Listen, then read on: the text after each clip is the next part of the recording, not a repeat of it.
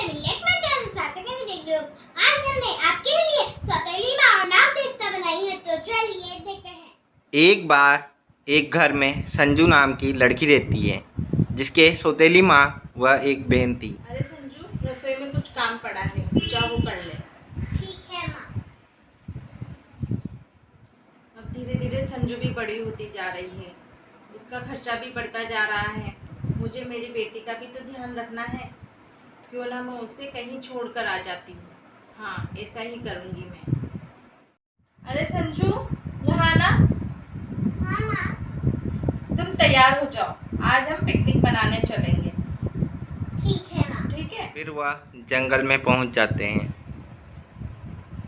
अरे संजू बेटा, तुम यहाँ बैठो, हम अभी आते हैं। ठीक है माँ। ठीक है, चलो। अब संजू को घने जंगल में छोड़कर आ गई हूँ। अब तो वो कभी वापस आ भी नहीं सकती। वैसे भी उसकी शादी में कितना खर्चा हो जाता। इतनी रात हो गई है, माँ अभी तक नहीं आए। मुझे इस घने जंगल में बहुत डर लग रहा है। मुझे इस जंगल से निकलने का रास्ता भी नहीं पता है, और यहाँ दूर दूर तक कोई इंसान भी नहीं दिख रहा है जो मुझे मेरे घर तक पहुँचा सके। रोती रहती है, तभी वहां पर एक नाग आ जाता है।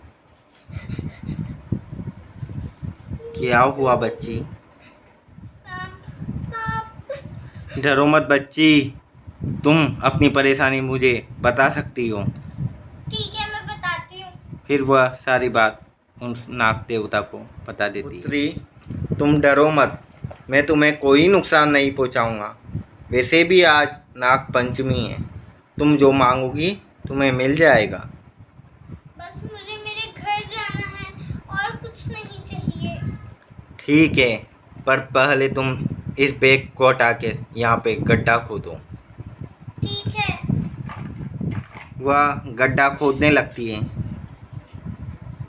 अरे, इसमें तो एक डिब्बा है। इसे निकाल लो पुत्री, ठीक है। यह तुम्हारे काम आएंगे। मैं एक इच्छाधारी नाग हूँ। तुम अपनी आंखें बंद करो तो मैं अपने जादू से तुम्हें तुम्हारे घर छोड़ दूंगा। ठीक है, मैं आंखें बंद कर लेती हूँ। संजू अपने घर पहुंच जाती है। कुछ देर बाद सुबह हो जाती है। माँ, चाय पीनी है। ठीक है, तुम रुको, मैं चाय बना के लाती हूँ। ठीक है माँ। सौतेली माँ जैसे ही चाय बनाने जाती है, अरे ये संजू, मैं तो इसे जंगल में छोड़ के आ गई थी, और ये यहाँ कैसे आई? संजू, संजू। खड़ी हो जाती है। अरे संजू, तुम यहाँ कैसे आई? माँ, मैं कल रात को ही यहीं आ गई थी। आप सब सो रहे थे, तो मैंने सोचा आपको परेशान नहीं करूँ, तो मैं यहीं सो गई। पर तुम यहाँ कैसे आई? ठीक है, अभी आपको बताती हूँ। वह सारी बात उसकी माँ को बता देती है और साथ डब्बा भी पकड़ाती है। अरे संजू, इसमें तो बहुत सारे सोने के सिक्के हैं। ये तुम्हें क्या सच में नाग देवता ने दिए? हाँ माँ। सौतेली माँ रसोई में जाकर कुछ सोचने लग जाती है। संजू को नाग देवता ने इतने सारे सोने के सिक्के दिए, क्यों ना आज मेरी बेटी को भी मैं वहीं छोड़ के आ जाती हूँ, ताकि उसे भी खूब सारे सोने के सिक्के मिलेंगे। हाँ बेटा प्रिया, सुनो, मैं तुम्हें भी जंगल में छोड़ के आ जाऊंगी, और डरना मत। नाग देवता आए ना तो उनसे खूब सारा सोना मांग लेना। ठीक है माँ। ठीक है, चलो। संजू की सौतेली माँ उसी जंगल में प्रिया को बेटा तुम यहाँ बैठो, ठीक है ना, और नाग देवता से खूब सारा सोना मांगना। ठीक है माँ। ठीक है, मैं जाती हूँ। छोड़ आती है। अरे, ये नाग देवता तो अभी तक नहीं आए। तभी वहाँ पर नाग देवता प्रकट होते हैं। नाग देवता, मुझे बहुत सारा सोना चाहिए। तुम यहाँ क्या कर रही हो? मेरी माँ ने कहा है नाग देवता से बहुत सारा धन लाना।